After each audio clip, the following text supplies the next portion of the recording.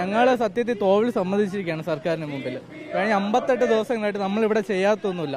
ഇത്രയും ചെയ്തിട്ട് പോലും സർക്കാർ നമ്മളെ കണ്ടില്ല എന്നടിക്കുകയാണ്. നമ്മൾ ഉദ്യോഗാർത്ഥികളാണ്, സമരക്കാരല്ല. പക്ഷേ ആ പരിമിതിക്കുള്ളിൽ നമ്മൾ ചെയ്യേണ്ട സർക്കാർ കണ്ണു തുറപ്പിക്കേണ്ട എല്ലാ രീതികളും നമ്മൾ ചെയ്തു. പക്ഷേ സർക്കാർ നമ്മളെ കണ്ടില്ല എന്നടിക്കുകയാണ്.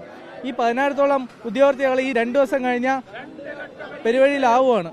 അവർക്ക് നീതി വേണം. ഇനിയെങ്കിലും സർക്കാർ കണ്ണു തുറന്ന് എന്തെങ്കിലും ചെയ്യണം. ഇനിയും നമുക്ക് 2 ദിവസമുണ്ട്. ആ 2 ദിവസം കൊണ്ട് എന്തെങ്കിലും തീരുമാനം ഉണ്ടാക്കണമെന്നാണ് ഞങ്ങൾക്ക് അഭ്യർത്ഥിക്കാനുള്ളത്. നികേഷ്, നിലവിലെ 2 ദിവസത്തെ പ്രതീക്ഷയിൽ തന്നെയാണ് ഈ ഉദ്യോഗാർത്ഥികൾ ഉള്ളത് എന്നതാണ്. ഇനി ഇതേ രീതിയിൽ പ്രതിഷേധം എന്നത് തന്നെയാണ്. ഇതൊരു പ്രതിഷേധമാണ്. കാരണം നമ്മുടെ 5 വർഷം ഈ ഒരു ജോലിക്ക് വേണ്ടിയിട്ട് കയറി ഇറങ്ങി നടന്ന തേഞ്ഞ ചെരുപ്പുകളാണിത്.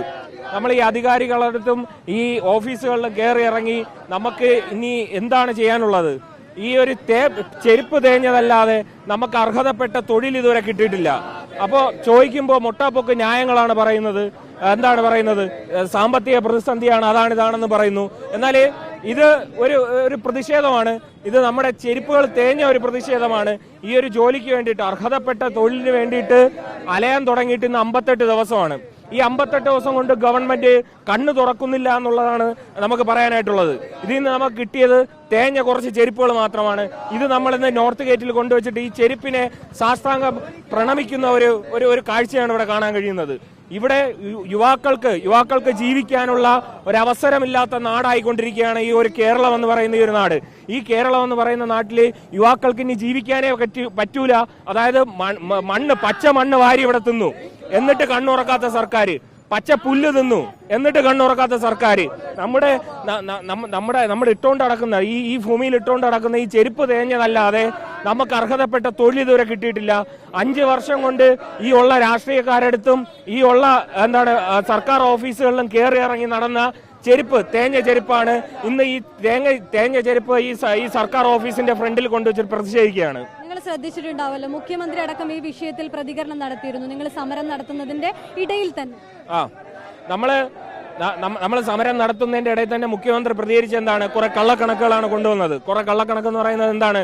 നമ്മുടെ മറ്റേ വനിതാ പോലീസിനും ടെലികമ്മ്യൂണിക്കേഷൻ വിഭാഗത്തിനും എല്ലാവർക്കും കൊടുത്ത വേക്കൻസികൾ നമുക്ക് തന്നു എന്നും പറഞ്ഞിട്ടാണ് മുഖ്യമന്ത്രി ഒരു കള്ളക്കണക്ക് കൊണ്ടുവന്നത്. എന്നാൽ അതൊരു കള്ളക്കണക്ക് മാത്രമാണ്. അങ്ങനെ ഒരു വേക്കൻസി നമുക്ക് കിട്ടിയിരുന്നെങ്കിൽ ഇന്ന് ഈ 58 ദിവസമായി ഇവിടെ കിടക്കുന്നു. ഇവിടുത്തെ യുവജന പ്രസ്ഥാനങ്ങൾ എവിടെ പോയി എന്നുള്ള ഒരു ചോദ്യം കൂടെ ഇതിനകത്ത് നമുക്കിനി പറയാനായിട്ടൊന്നുമില്ല. ഇനി റാങ്ക് ലിസ്റ്റ് അവസാനിക്കാനായിട്ട് വിരലിലെണ്ണാൻ കഴിയുന്ന 5 ദിവസം മാത്രമാണ് റാങ്ക് ലിസ്റ്റ് അവസാനിക്കാനായിട്ടുള്ളത്. എന്നിട്ടും ഈ ഒരു കണ്ണു തുറക്കാത്ത സർക്കാരിനെതിരെ ഒരു വലിയൊരു പ്രതിഷേധം തന്നെയാണിത്. ഇതൊരു പ്രതിഷേധം, ഇത് തുടക്കമാണ്. ഇനി അടുത്ത ദിവസങ്ങളിൽ നമ്മുടെ കുടുംബങ്ങളും നമുക്ക് വേണ്ടി സംസാരിക്കാനുള്ള എല്ലാ ആൾക്കാരെയും നമ്മൾ ഈ ഒരു സെക്രട്ടറിയേറ്റിന്റെ ഫ്രണ്ടിൽ കൊണ്ടുവരികയാണ്. എത്രയും പെട്ടെന്ന് ഈ ഒരു തെരഞ്ഞെടുപ്പ് ഘട്ടത്തിൽ ഈ ഒരു വോട്ടുറപ്പിക്കാൻ വേണ്ടിയിട്ട് എല്ലാ സർക്കാരുകളും എല്ലാ രാഷ്ട്രീയ പാർട്ടികളും നെട്ടോട്ടോടുകയാണ്. യുവാക്കളുടെ വോട്ട് കിട്ടുമെന്ന് തോന്നുന്നുണ്ടോ? ഈ ഒരു കണക്കാണെങ്കിൽ യുവാക്കളുടെ വോട്ട് ഈ ഭരണകക്ഷി പാർട്ടി കിട്ടുമെന്ന് നിങ്ങൾക്ക് തോന്നുന്നുണ്ടോ? ഈ 58 ദിവസം കൊണ്ട് ഈ ഒരു നമ്മുടെ ഈ കണ്ണു കാണാത്ത സർക്കാർ ഈ ഒരു പൊള്ളുന്ന ഒരു വെയിലാണ് ഇവിടെ. ഈ വെയില് മാത്രമല്ല, നമ്മൾ അനുഭവിച്ചത് എന്തൊക്കെയാണെന്നുള്ളത് കൃത്യമായിട്ട് കേരളത്തിലെ പൊതുസമൂഹം കണ്ടുകൊണ്ടിരിക്കുകയാണ്. നമ്മുടെ ഇവിടെ ഇപ്പോ നല്ലപോലെ പ്രവർത്തിച്ചുകൊണ്ടിരുന്ന പല പയ്യന്മാർക്കും, പല ഉദ്യോഗാർത്ഥികൾക്കും ഡെങ്കിപ്പനി പിടിച്ച് കിടക്കുകയാണ്. ഡെങ്കിപ്പനിയും മണ്ണ് വാരിത്തുന്നതിന്റെ ആഫ്റ്റർ എഫക്റ്റ് ആയിട്ട് അവർക്ക് പല രോഗങ്ങൾ പിടിച്ച് കിടക്കുന്ന പയ്യന്മാരുണ്ട്. അങ്ങനെ നമ്മുടെ എങ്ങനെയൊക്കെ വഞ്ചിക്കാൻ കഴിയോ ആ രീതിയിലെല്ലാം വഞ്ചിച്ചുകൊണ്ടിരിക്കുകയാണ് ഇവിടുത്തെ ഗവൺമെന്റ്. അപ്പോൾ ഈ ഒരു 5 വർഷം കൊണ്ട് ഈ തൊഴിലായിട്ട് കയറി ഇറങ്ങാത്ത സർക്കാർ ഓഫീസുകളൊന്നുമില്ല.